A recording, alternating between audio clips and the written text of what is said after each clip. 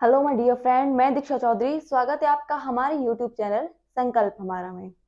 तो आज की इस वीडियो में हम फैट के बारे में जानने वाले हैं, फैट और प्रोटीन। इससे पहले की वीडियो में हमने कार्बोहाइड्रेट के बारे में जाना, जिन्हें हम शुगर भी बोलते थे, शर्करा, और उसके बारे में समझा। तो ये सब हमारे न्यूट्रिशंस के ही भाग हैं। पहला जो हमने कार्बोहाइड्रेट समझा वो भी न्यूट्रिशंस का ही पार्ट है। और फर्स्ट वीडियो में मैंने आपको चार्ट के थ्रू समझाया था कि कौन कौन से, जिस तरह कार्बोहाइड्रेट, फैट, प्रोटीन, विटामिन और वाटर, और जो खनिज लवण है, मिनरल्स, ये सब क्या है? ये सब न्यूट्रिशंस के ही पार्ट हैं। तो पहले की वीडियो में हम पढ़ चुके हैं क्या, कार्बोहाइड्रेट, और इस वीडियो में हम पढ़ने वाले हैं फैट और प्रोटीन। तो फैट यानी वसा, हिंदी में हम इसको क्या बोलेंगे? वसा।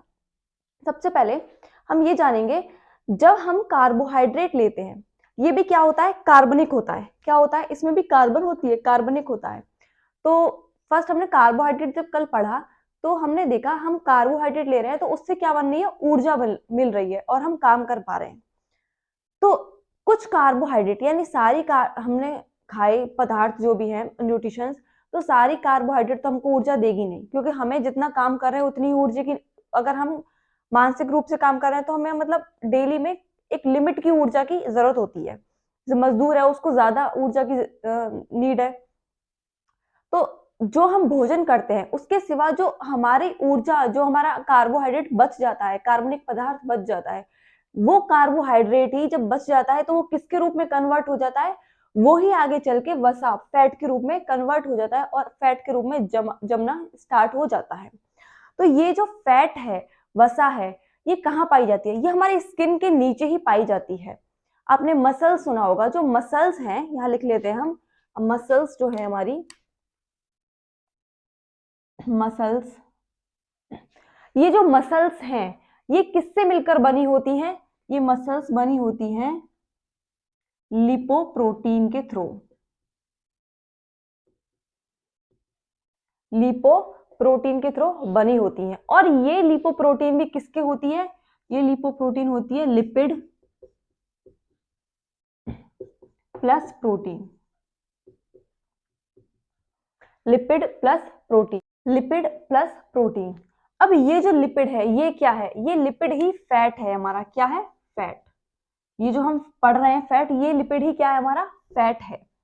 तो जो हमारी मसल्स होती हैं वो किससे मिलकर बनी है? फैट और प्रोटीन, फैट प्लस प्रोटीन से मिलकर बनी है। तो स्किन के नीचे ही हमारी क्या पाई जाती है? मसल्स पाई जाती हैं। अब ये जो मसल्स, ये जो फैट है, ये क्या होता है? ये महिलाओं में ज्यादा पाया जाता है। आपने देखा होगा जो महिलाएं हैं उनमें थोड़ा वो मोटापा थोड़ा ज्यादा होता है बजाय पुरुषों की। तो ये फैट जो है, ये आप देखोगे सर्दियों में महिलाएं जो हैं वो बिना स्वेटर जर्सी के भी घूम लेती हैं शादी वगैरह में। तो वो किसके कारण घूम लेती हैं? वो इसी के कारण घूम लेती हैं। फैट जो होता है वो ठंड का कुचालक होता है। किसका होता है? वो ठंड को महसूस नहीं होने देता। ठंड का क्या होता है? फैट कुचालक होता है। हम लिख लेते हैं, ठंड का क्या होता है? कुचालक है ये। फैट किसका कुचालक है? ठंड का। यानी जो इंसान ज्यादा मोटा होगा उसको ठंड भी उतनी कम लगेगी, और जो पतला होगा उसको ठंड क्या है? ज्यादा लगेगी। क्योंकि ज्यादा, इससे क्या होगा? क्योंकि फैट अगर ज्यादा रहेगा हमारे शरीर में तो जो ऊर्जा, जो ऊष्मा है वो बाहर इतनी जल्दी से नहीं निकल पाएगी, है ना। और पतले में क्या है? ऊष्मा बहुत जल्दी निकलेगी, और जो बाहर से जो ठंडी हवा जो है वो क्या है? अंदर प्रवेश जल्दी होंगी। तो यही कारण है कि जो मोटे लोग होते हैं उनको ठंड कम लगती है। हमने देखा कि कार्बोहाइड्रेट हमको क्या देता है? ऊर्जा देता है।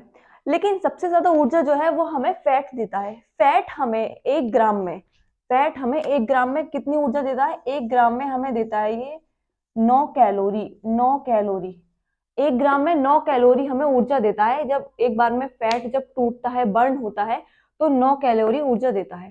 फैट से हमें एनर्जी कब मिलती है? वैसे तो हम रोज भोजन करते हैं, कार्बोहाइड्रेट लेते हैं, तो हमें कार्बोहाइड्रेट से एनर्जी मिलती है। लेकिन फैट का यूज कब आता है? फैट का यूज तब आता है जब आप उपवास रहते हैं, व्रत रहते हैं, कुछ खाना नहीं खाते, रोजे वगैरह रहते हैं, और हिंदुओं में उपवास रहते हैं, या किसी किसी दिन ऐसा हो जाए कि आप खाना ना खा पाए, तो उस दिन आपको एनर्जी कहाँ से मिलेगी? क्योंकि आपने कार्बोहाइड्रेट तो ली नहीं। कार्बोहाइड्रेट हमें एनर्जी देता है। तो उस दिन हमें ये जो फैट है इसके थ्रू क्या मिलती है? एनर्जी मिलती है। इसीलिए क्या बोलते हैं, व्रत ज्यादा रहिए, जिससे कि मोटे लोगों को क्या बोलते हैं, व्रत रहिए, जिससे कि आपका फैट जो है बर्न होगा, फैट कम होगा। यही कारण होता है कि इसीलिए बोलते हैं फैट कम होने का कारण और व्रत रहने का कारण कि आपका जो फैट है वो कम हो। फैट की जो सबसे छोटी इकाई होती है, जैसे हमने कार्बोहाइड्रेट की सबसे छोटी इकाई देखी, कार्बोहाइड्रेट की सबसे छोटी इकाई क्या थी, कोई भी कार्बोहाइड्रेट हम खाएं वो अंत में आके ग्लूकोज में ही टूटेगा, ग्लूकोज में ही टूटेगा, उससे हमें एनर्जी मिलेगी। इसी प्रकार फैट की सबसे छोटी इकाई वसीय अम्ल फैटी एसिड है। फैट की सबसे छोटी इकाई क्या है, फैट की सबसे छोटी इकाई वसीय अम्ल, वसीय अम्ल, वसीय अम्ल या फैटी एसिड, वसीय अम्ल या फैटी एसिड है किसकी, फैट की सबसे छोटी इकाई है। तो ये तो हमने पढ़ा। इसके बाद हम ये जानेंगे कि फैट भी कितने टाइप का होता है। फैट भी दो टाइप का होता है, यहाँ लिख लेते हैं फैट्स कितने टाइप का होता है। Fat are two type, fat are of two type. पहला जो हमारा टाइप है वो है सैचुरेटेड फैट। क्या है, सैचुरेटेड फैट, सैचुरेटेड फैट। और जो दूसरा टाइप है वो है, दूसरा हमारा टाइप है वो है unsaturated fat, unsaturated, unsaturated fat. Hindi में सैचुरेटेड फैट को बोलेंगे संतृप्त वसा। क्या बोलेंगे, संतृप्त वसा, संतृप्त वसा। और अनसैचुरेटेड फैट को बोलेंगे असंतृप्त वसा, असंतृप्त वसा।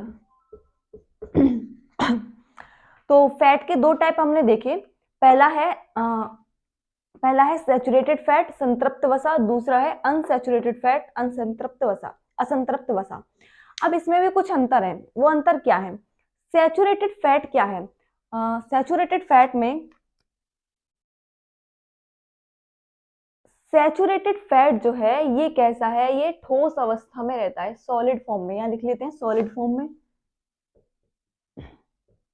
सॉलिड फॉर्म में। और अनसैचुरेटेड फैट क्या है, ये लिक्विड फॉर्म में रहता है,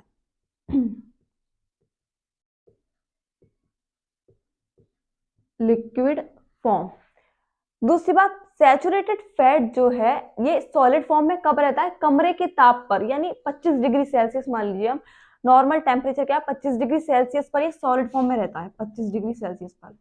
और जबकि लिक्विड फॉर्म, जो अनसैचुरेटेड फैट है वो लिक्विड फॉर्म पे 25 डिग्री सेल्सियस, जो हमारा नॉर्मल टेम्परेचर होता है उस पर लिक्विड फॉर्म में रहता है। ज्यादा हाई टेम्परेचर लेके जाएंगे तो सैचुरेटेड फैट भी जो है ज्यादा, हम 40-50 पे लेके जाएंगे तो ये संतृप्त वसा सैचुरेटेड फैट भी लिक्विड फॉर्म में आ जाएगा। लेकिन नॉर्मल टेम्परेचर पे ही क्या रहता है, नॉर्मल टेम्परेचर पे ये सॉलिड फॉर्म में रहता है। सैचुरेटेड फैट जो है वो आसानी से, इसका पचाव नहीं होता, इसका पचाव आसानी से नहीं होता, यहां लिख लेते हैं आसानी से पचाव, आसानी से पचाव नहीं। जबकि जो अनसैचुरेटेड फैट है इसका जो पचाव है वो आसानी से होता है। कैसे होता है, आसानी से, पचाव आसानी से।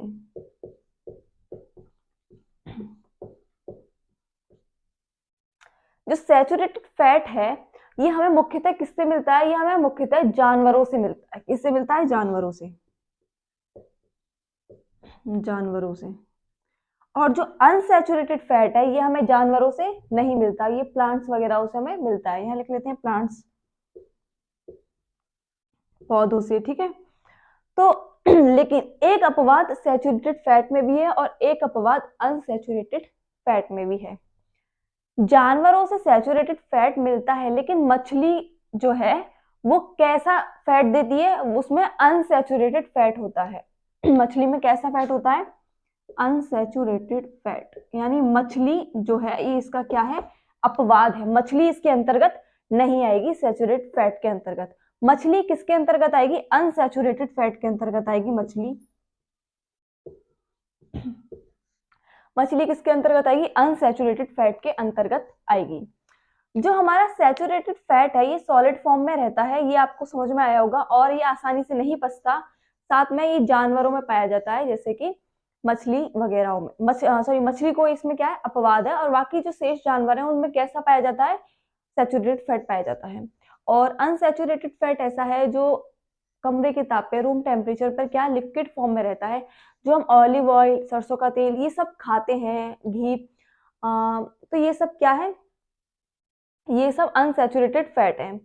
लेकिन जो गोले का तेल होता है, गोले का तेल, कोकोनट ऑयल अपवाद है। वो कैसा है? वो सैचुरेटेड फैट है, क्योंकि यहाँ हम लिख लेते हैं coconut oil. Coconut oil, coconut oil क्या है? अपवाद है। वो किस में आएगा? सैचुरेटेड फैट में, क्योंकि यहाँ सभी जो जानवर हैं वो सब किसके अंतर्गत आएंगे? सैचुरेटेड फैट के अंतर्गत। और जितने भी प्लांट्स वगैरह हैं वो किसके अंतर्गत आएंगे? अनसैचुरेटेड फैट के अंतर्गत।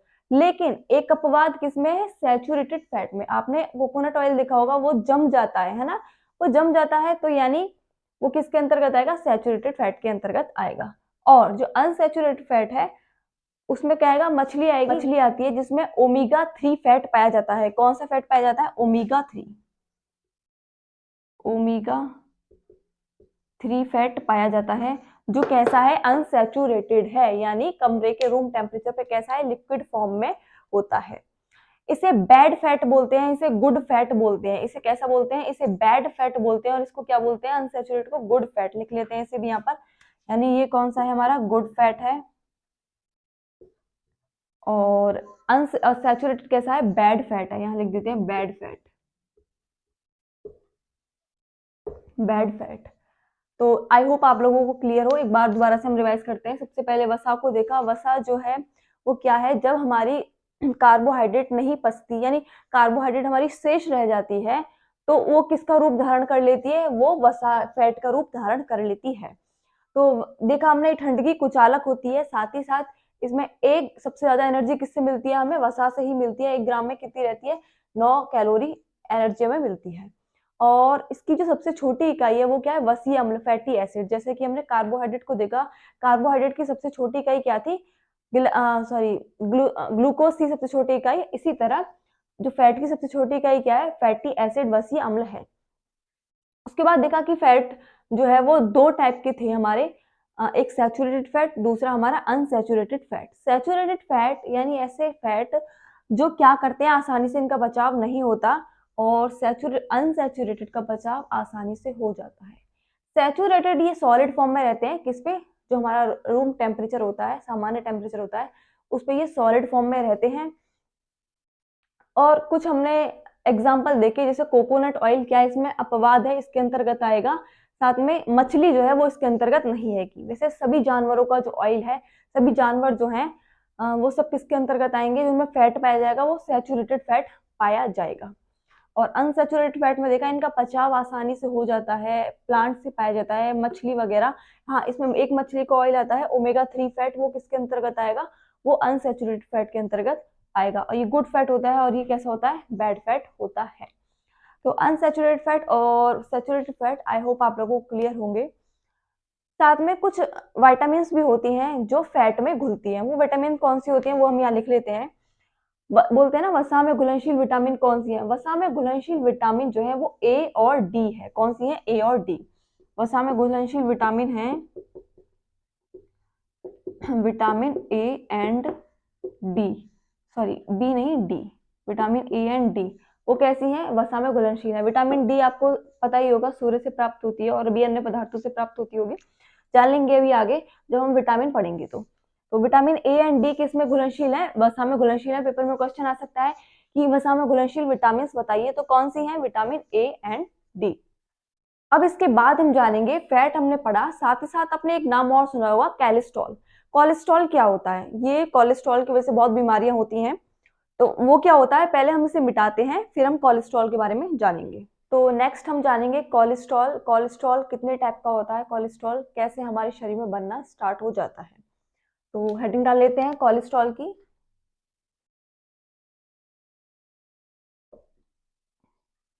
कोलेस्ट्रॉल जो है वो मेनली 2 टाइप का होता है। एक होता है गुड कोलेस्ट्रॉल,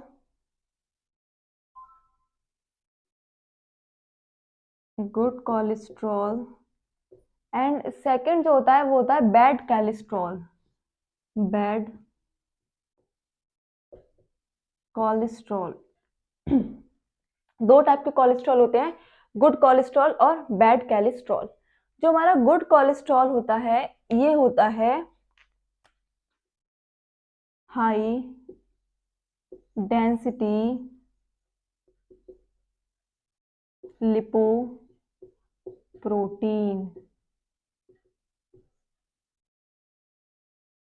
जबकि जो बैड कोलेस्ट्रॉल होता है वो होता है लो डेंसिटी लिपोप्रोटीन। तो शॉर्ट में हम इसको लिख देंगे DL और इसको लिख देंगे LDL। तो अब ये चीज क्या लिख दी है मैंने, हाई डेंसिटी प्रोटीन, ये क्या नई चीज है ये भी समझेंगे। लो डेंसिटी लिपोप्रोटीन ये क्या है। वैसे कोलेस्ट्रॉल जो है ये बेकार ही होता है, गुड और बैड ये सब तो बताए हैं, मतलब यानी एक थोड़ा सा कम खतरनाक होगा, एक थोड़ा ज्यादा खतरनाक होगा, इसलिए थोड़ा डिवाइडेशन हो गया है। वैसे ये शरीर के लिए हानिकारक ही है। जब जो आपके ब्लड में, जब कोलेस्ट्रॉल आखिर है क्या, फैट जो है वो आपके क्या है, आपकी जो त्वचा के नीचे मसल्स में जमा हो जाता है, त्वचा के नीचे। अब कोलेस्ट्रॉल क्या है, कोलेस्ट्रॉल इतनी खतरनाक चीज है, कोलेस्ट्रॉल आपके ब्लड में जाके जमा होने लगता है। ब्लड में यानी आपकी जो ब्लड वेसल्स होती हैं जिनको हम ट्यूब बोल सकते हैं आप, इस तरह आपका जो ब्लड है वो ब्लड वेसल्स में होके जाता है। अब इन ब्लड वेसल्स में जो फैट है वो सॉलिड रूप में, किसमें, सॉलिड रूप में, सॉलिड रूप में जाकर इसमें जमा हो जाए। मान लो यहाँ जमा हो गया, यहाँ जमा हो गया, सॉलिड रूप में जाकर अगर ये जो कोलेस्ट्रॉल है ये जमा हो जाए ब्लड में फैट जो है सॉलिड रूप में जाकर ब्लड वेसल्स में जमा हो जाए। अब इससे क्या होगा, जो ब्लड फ्लो होगा तो उसे बहने में क्या लगेगा, बहुत ज्यादा प्रेशर लगेगा। जो हमारा हार्ट है उसको बहुत ज्यादा प्रेशर से ब्लड को फ्लो करना पड़ेगा और हार्ट पर क्या, बहुत ज्यादा जोर पड़ेगा, जिसकी वजह से हार्ट अटैक की प्रॉब्लम आती है। यही कारण होता है कि जब कोलेस्ट्रॉल बढ़ता है तो इसी कारण हमारे शरीर में हार्ट अटैक की प्रॉब्लम आती है। इसीलिए बोलते हैं जो ऐसे फैट होते हैं, ऐसी चीजें होती हैं, डालडा, रिफाइंड, तो इन चीजों को हमें कम सेवन करना चाहिए। वो अभी जानेंगे कि क्यों हमें उन चीजों का कम सेवन करना चाहिए। तो मेनली कोलेस्ट्रॉल क्या होता है, कोलेस्ट्रॉल जो है वो ब्लड में एक सॉलिड फॉर्म में फैट होता है। वैसे ब्लड में कैसा फैट रहता है, जैसे हम खाते हैं तो वो फैट कैसा रहता है, लिक्विड फॉर्म में। अगर लिक्विड फॉर्म में फैट है तो कोई प्रॉब्लम ही नहीं है, लेकिन अगर वो ब्लड में, ब्लड वेसल्स में जाकर जमने लगे फैट, तो उसे हम क्या बोल देंगे, कोलेस्ट्रॉल बोल देंगे। ये एक तरह का अच्छा रूप नहीं है, ये बीमारी का ही रूप है। ये गुड और बैड इसलिए डिवाइडेशन कर दिए कि एक थोड़ा कम खतरनाक होगा, एक थोड़ा ज्यादा खतरनाक होगा, लेकिन ये है क्या, खतरनाक ही है आपकी सेहत के लिए। तो आपको, आई होप आप लोगों को ये तो क्लियर होगा कि कैसे आपको, मतलब कोलेस्ट्रॉल बढ़ने से हार्ट अटैक आता है। अब जो हमारा हाई डेंसिटी लिपोप्रोटीन, ये डेंसिटी यहाँ पर शब्द क्यों यूज हुआ है ये हम जान लेते हैं। तो एक हमारा फॉर्मूला होता है, डेंसिटी इज इक्वल टू, यहाँ लिख लेते हैं, वॉल्यूम लिख लेते हैं यहाँ पे, volume is equal to, volume is equal to mass upon density, volume is equal to mass upon density. यानी वॉल्यूम वो तो होता है जिसमें आयतन, जगह घेरने वाला है ना, वॉल्यूम आप समझ गए होंगे, यानी आयतन जो कितना स्पेस घेरेगा। तो अब इस फॉर्मूले के अकॉर्डिंग आप ये देखिए, मान लीजिए आपके जो गुड कोलेस्ट्रॉल में क्या होगा, मान लीजिए आपने घी खाया, या ऑलिव ऑयल खाया, या कुछ इस तरह का पदार्थ खाया। अब उसमें घी, मान लीजिए घी खाया, ठीक, अब वो घी खाया, अब उसकी डेंसिटी क्या है, ज्यादा है, उसका घनत्व ज्यादा है। घनत्व ज्यादा होने से, घनत्व ज्यादा होने से क्या होगा, अगर घनत्व ज्यादा है तो ये वॉल्यूम जो है इसके इनवर्सली प्रोपोर्शनल है। इनवर्सली प्रोपोर्शनल है तो यानी ये इंक्रीज होगा, तो ये क्या होगा, डिक्रीज होगा, यानी ये ज्यादा होगा तो ये क्या होगा, कम होगा। यानी अगर जिस फैट का, जिस पदार्थ में फैट जो है डेंसिटी ज्यादा होगी, वो वॉल्यूम उतना ही कम घेरेगी। यानी गुड कोलेस्ट्रॉल में क्या होगा, गुड कोलेस्ट्रॉल में आपके वो पदार्थ आएंगे जिनका डेंसिटी ज्यादा होगी, जिनकी डेंसिटी ज्यादा होगी तो वो क्या है, जगह कम घेरेंगे। अब जो ब्लड वेसल्स होंगी उनका नजारा कैसा होगा ये हम देख लेते हैं। ये आपकी ब्लड वेसल्स हैं जिसमें ब्लड क्या होता है, फ्लो होता है। अब इनमें जो कोलेस्ट्रॉल है वो कुछ इस तरह से जमा होगा, क्योंकि इनकी डेंसिटी क्या है, ज्यादा है, तो ये आयतन इतना ज्यादा नहीं घेर पाएंगी ब्लड वेसल्स में। तो अब जो ब्लड फ्लो है थोड़ी इतनी प्रॉब्लम नहीं होगी जितनी कि हमें कहा इसमें हो रही थी। खतरनाक ये भी है क्योंकि लगातार मान लीजिए आपके गुड कोलेस्ट्रॉल को ही मान लीजिए लगातार ये इस तरह अवरुद्ध होता रहा तो क्या है, तो भी आपको प्रॉब्लम होगी। लेकिन बहुत ज्यादा उम्र के बाद आपको मतलब इस तरह की हार्ट अटैक वगैरह की समस्या होगी। लेकिन जो बैड कोलेस्ट्रॉल है इसमें क्या होगा, जो आपकी ब्लड वेसल्स होंगी इस तरह की, अब मान लीजिए इनकी क्या है, लो डेंसिटी है, घनत्व क्या है इनका, कम है। अब इनका घनत्व क्या है, कम है, इनका घनत्व कम है तो इनवर्सली प्रोपोर्शनल होने के कारण वॉल्यूम क्या होगा, ज्यादा होगा। वॉल्यूम ज्यादा होगा तो यानी जगह भी उतनी ही ज्यादा घेरेंगी। अब जो इसमें नजारा होगा कुछ आपकी ब्लड वेसल्स का, वो कुछ इस प्रकार से होगा। अब वो ब्लड वेसल्स को क्या पूरी तरह चौक कर चुकी है, बंद कर चुकी है। तो अब जो ब्लड फ्लो होने में आपको क्या है, बहुत ज्यादा प्रॉब्लम आएगी, हार्ट पे क्या पड़ेगा, बहुत ज्यादा जोर पड़ेगा, इसीलिए हार्ट अटैक आने की प्रॉब्लम हो जाएगी। तो आपके डालडा वगैरह जो है वो सब किस में आते हैं, बैड कोलेस्ट्रॉल में आते हैं। और जितनी भी यहाँ लिख देते हैं डालडा और जितनी भी हमारी एनिमल्स हमें जो मिलती है कोलेस्ट्रॉल, एनिमल से जो फैट मिलता है, एनिमल हमने अभी पीछे देखा ना, एनिमल फैट को हमने जब डिवाइडेशन किया तो उसमें हमने अनसैचुरेटेड और सैचुरेटेड पढ़े थे। तो जो एनिमल के अंतर्गत, किसको छोड़कर, मछली को छोड़कर, एनिमल के अंतर्गत जो भी आएंगे हमारे, उनसे जो हमें फैट मिलेगा वो कैसा होगा, बैड कोलेस्ट्रॉल होगा। वो कोलेस्ट्रॉल कैसा होगा, बैड होगा। उनकी डेंसिटी कैसे होगी, डेंसिटी उनकी क्या है, लो होगी, और जिससे वॉल्यूम भी क्या है वो ज्यादा घेरेंगे। उसी के विपरीत जो हमारे ऑलिव ऑयल, सरसों का तेल, ये सब चीजें होती है, उनमें क्या है, कोलेस्ट्रॉल इतना नहीं होता, वो इतना स्पेस लिक्विड फॉर्म में रहते हैं। तो वो कोलेस्ट्रॉल का रूप शायद ना भी लें और लिमिट से खाएं तो हम हो सकता है सही रहें, स्वस्थ रहें। तो आई होप आप लोगों को फैट जो लेसन है ये तो क्लियर होगा। अब इसके बाद हम नेक्स्ट टॉपिक जो है प्रोटीन, उसको भी पढ़ लेते हैं, छोटा सा ही टॉपिक है। फिर नेक्स्ट वीडियो में हम विटामिन पढ़ेंगे, बहुत सारे विटामिन हैं, और ये भी जानेंगे कि कौन सी विटामिन से कमी होने से कौन सी प्रॉब्लम होती है। जल्दी से हम इसको रब करते हैं फिर हम आगे की ओर बढ़ते हैं। तो जो नेक्स्ट टॉपिक है वो हमारा वो है प्रोटीन यानी पॉलीपेप्टाइड। प्रोटीन जो है वो हमारी एमिनो एसिड यानी 20 एमिनो एसिड से मिलकर बनी होती है। यहाँ लिख लेते हैं 10 + 10, 20 अमीनो एसिड से मिलकर बनी होती है। और ये 10 एमिनो एसिड तो हमारी शरीर में पहले से ही मौजूद होते हैं, और 10 एमिनो एसिड जो हम फूड खाते हैं वो हमें उनसे मिलते हैं। प्रोटीन जो है ये कार्बनिक पदार्थ है, और ये सबसे जटिल कार्बनिक पदार्थ है। इसको पचाने में बहुत ज्यादा मेहनत लगती है। ये हम पहले पाचन के लेसन में पढ़ चुके हैं। आई होप आप लोग उसे पढ़कर आए होंगे, डाइजेस्टिव सिस्टम वाले को। तो प्रोटीन को पचाने में बहुत ज्यादा क्रिया होती है, सबसे जटिल कार्बनिक पदार्थ है। यानी जिस तरह हमने कार्बोहाइड्रेट देखा, कार्बोहाइड्रेट किस किस से मिलकर बना था, कार्बोहाइड्रेट हमारा कार्बन, हाइड्रोजन, ऑक्सीजन से मिलकर बना था। सेम प्रोटीन भी कार्बन, हाइड्रोजन, ऑक्सीजन से मिलकर बनाता है। साथ ही साथ इसमें नाइट्रोजन भी होती है। क्या होती है, नाइट्रोजन भी होती है। इसीलिए इसे क्या कहते हैं, नाइट्रोजनी पदार्थ भी बोलते हैं, नाइट्रोजनी पोषक पदार्थ भी बोलते हैं। किसको, प्रोटीन को। यानी इसमें कार्बन भी होती है, हाइड्रोजन भी होती है, ऑक्सीजन भी होती है और नाइट्रोजन भी होती है। और ये 20 अमीनो से मिलकर बना होता है। 10 हमारी बॉडी में पहले से ही मौजूद होते हैं और 10 हमारे किससे लेते हैं, हम फूड से लेते हैं। प्रोटीन जो है वो अलग अलग काम वर्क करती है। तो कुछ हम प्रोटीन के बारे में जान लेते हैं। जैसे पेपर में क्वेश्चन आ सकते हैं कि इसमें क्या कौन सी प्रोटीन पाई जाती है और इसमें कौन सी प्रोटीन पाई जाती है। तो जो मुख्य पेपर में आते हैं उनके बारे में जान लेते हैं। तो पहला हम जान लेते हैं जो आपके बॉडी में और मछलियों जैसे जानवरों के जो बाहरी त्वचा होती है उसमें मुख्यतः कौन सी प्रोटीन पाई जाती है, क्रिएटिन। कौन सी, क्रिएटिन। और हमारे नेल्स, हमारे जो नेल्स होते हैं और साथ में बाल जो होते हैं हेयर, इनमें भी कौन सी प्रोटीन पाई जाती है? क्रेटीन नामक प्रोटीन पाई जाती है और ये मृत होती है। मृत होती है। हम अगर अपने बालों को काटें तो क्या कोई असर पड़ता है? कुछ असर नहीं पड़ता, ना हमको पेन होता। नेल्स के जो आगे वाले भाग होते हैं उनको हम काटें, टिप को काटें तो कोई असर होता है? नहीं होता। तो वो किसकी वजह से? क्रेटीन प्रोटीन जो होती है वो मृत कोशिका होती है।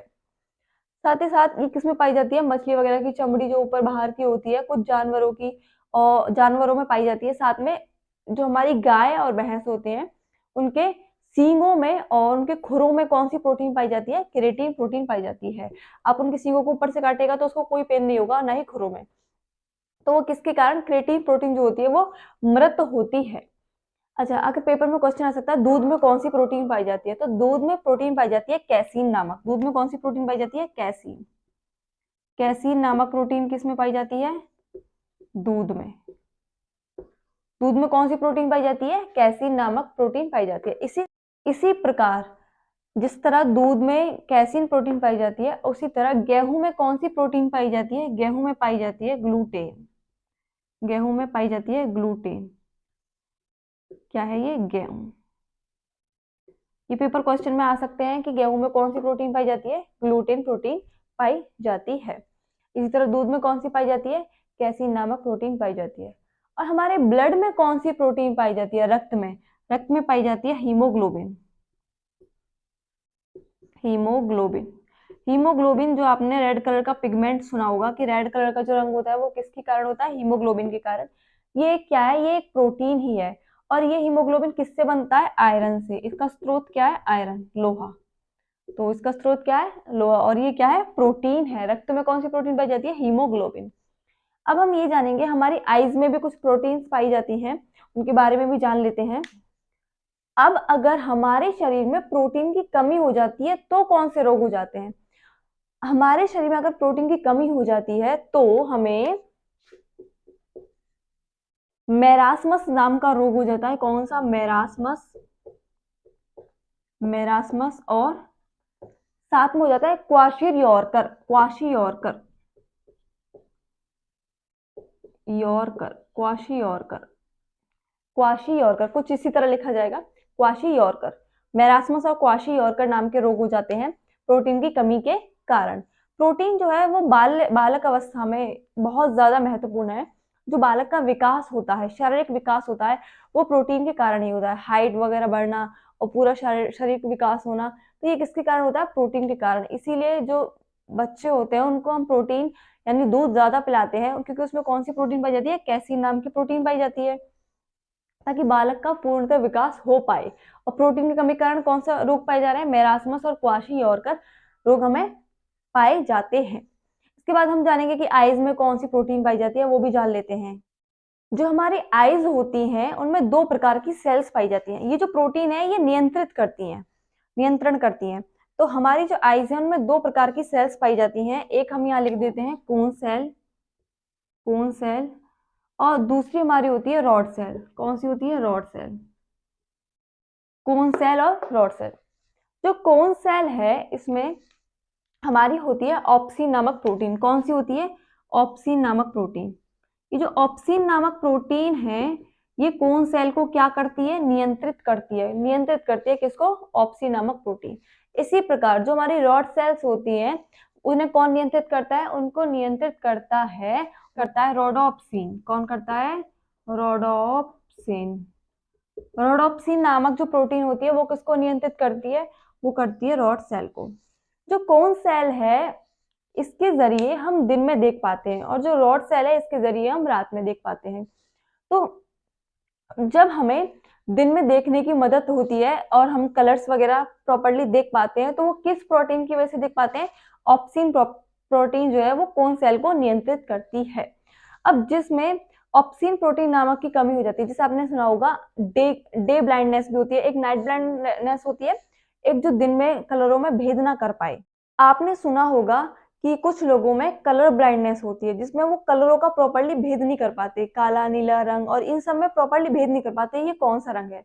तो जो कलर ब्लाइंडनेस है यानी कलर ब्लाइंडनेस, साथ ही साथ डे ब्लाइंडनेस यानी जिन्हें दिन में ना दिख पाए, डे ब्लाइंडनेस।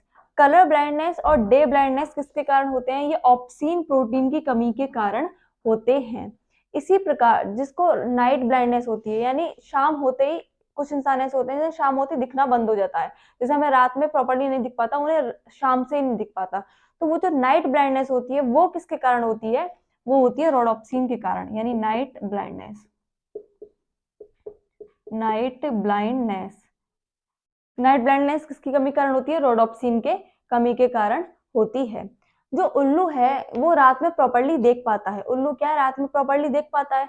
तो उसमें किस तरह की कोशिका ज्यादा पाई जाएंगी? जो रोडोप्सिन है वो हमें रात में देखने में मदद करती है। क्या करती है? रात में देखने में मदद करती है वाली प्रोटीन। तो उल्लू में रोडोप्सिन जो है सबसे ज्यादा बहुत ज्यादा पाई जाती है, जिसकी वजह से वो रात में साफ स्पष्ट देख सकता है। किसके कारण देख पाता है? रोडोप्सिन प्रोटीन के कारण देख पाता है। और जबकि हम लोगों में क्या है? ऑप्सिन प्रोटीन ज्यादा पाई जाती है, क्योंकि हम दिन में साफ स्पष्ट देख पाते हैं, लेकिन उल्लू रात में बहुत ज्यादा देख सकता है। तो यानी उसमें रोडोप्सिन नाम की प्रोटीन जो है वो ज्यादा पाई जाती है, और ऑप्सिन प्रोटीन क्या उसमें बहुत ही ना के बराबर पाई जाती है, क्योंकि दिन में वो देख नहीं पाता। जैसे हमारी रात में हालत होती है, उसकी दिन में हालत ऐसी होती है। तो आई होप आप लोगों को ये चैप्टर क्लियर होगा, ये लेसन क्लियर होगा। एक बार दोबारा से इसे रिवाइज कर लेते हैं प्रोटीन को। सबसे पहले हमने जाना प्रोटीन जो है वो उसकी इकाई क्या? बहुत ज्यादा जटिल है, जटिल कार्बनिक पदार्थ है। इसमें कार्बन, हाइड्रोजन, ऑक्सीजन के साथ साथ इसमें नाइट्रोजन भी पाई जाती है। नाइट्रोजनिक पदार्थ है ये। तो जो हमारे प्रोटीन है ये 10 और 10 अमीनो एसिड से मिलकर बने होते हैं। 10 अमीनो एसिड हमारे अंदर पहले से ही मौजूद होते हैं, और 10 हम न्यूट्रिशंस फूड जो खाते हैं उनसे मिलते हैं। आपने सुना होगा हमारे बॉडी में हार्मोन्स होते हैं, हार्मोन्स, एंजाइम्स और एंटीबॉडी। हार्मोन, एंजाइम्स और एंटीबॉडी, ये हम यहाँ लिख लेते हैं। हार्मोन, एंजाइम्स और एंटीबॉडी। हार्मोन, एंजाइम्स और एंटीबॉडी, जो ये तीनों चीज हैं, ये क्या होती हैं? ये प्रोटीन ही होती हैं। क्या होती है? ये प्रोटीन ही होती हैं। ठीक। तो हमने देखा क्रिएटिन नामक प्रोटीन जो है किनको नियंत्रित करती है? कुछ भागों को, अलग अलग भागों को नियंत्रित करती है। और ये कहाँ पाई जाती है? हमारे मनुष्य में बालों में पाई जाती है, नाखूनों में पाई जाती है। ये मृत होती है, जानवरों के खुरों में पाई जाती है, और गाय भैंसों के खुरों में और सींगों में पाई जाती है। उसी प्रकार जो कैसीन प्रोटीन है वो कहाँ पाई जाती है? दूध में पाई जाती है। और गेहूं में कौन सी पाई जाती है? ग्लूटेन नामक प्रोटीन पाई जाती है। और हमारे ब्लड में हीमोग्लोबिन प्रोटीन पाई जाती है। हमने देखा कि प्रोटीन की कमी के कारण कौन से रोग हो जाते हैं? मेरास्मस और क्वाशियोरकर रोग पाए जाते हैं। और हमारी आईज में कौन सी प्रोटीन पाई जाती है? ऑप्सिन और रोडोप्सिन प्रोटीन पाई जाती है। ऑप्सिन और रोडोप्सिन प्रोटीन पाई जाती है। ऑप्सिन प्रोटीन जो है वो कौन सेल को नियंत्रित करती है? ये मेनली प्रोटीन जो है नियंत्रण करती हैं। ये कौन सेल को नियंत्रण करती है? और रोडोप्सिन रोड सेल को नियंत्रित करती है। और ऑप्सिन प्रोटीन की ये क्या है? जब हमारे अंदर या किसी मनुष्य के अंदर कलर ब्लाइंडनेस होती है, कलर ब्लाइंडनेस या फिर डे ब्लाइंडनेस जो होती है वो किसकी कमी के कारण होती है? वो ऑप्सिन प्रोटीन कमी के कारण होती है। इसी प्रकार जो नाइट ब्लाइंडनेस होती है, रात में ना दिखने की प्रॉब्लम होती है, वो रोडोप्सिन प्रोटीन के कारण होती है। ये भी जाना कि जो उल्लू होता है उसमें रोडोप्सिन प्रोटीन क्या है? ज्यादा पाई जाती है, इसीलिए उसको रात में एकदम स्पष्ट दिखाई देता है। आई होप आप लोगों को ये लेसन क्लियर होगा। अभी हमारा विटामिन्स रह गई हैं और कुछ मिनरल्स रह गए। एक दिन का और लेसन है, ये कंप्लीट हो जाएगा। अगर आपको मेरी वीडियो अच्छी लगी हो तो प्लीज वीडियो को लाइक करें, चैनल को सब्सक्राइब करें और इसे ज्यादा से ज्यादा अपने दोस्तों में शेयर करें। आप सभी का बहुत बहुत धन्यवाद। मिलते हैं नेक्स्ट वीडियो में।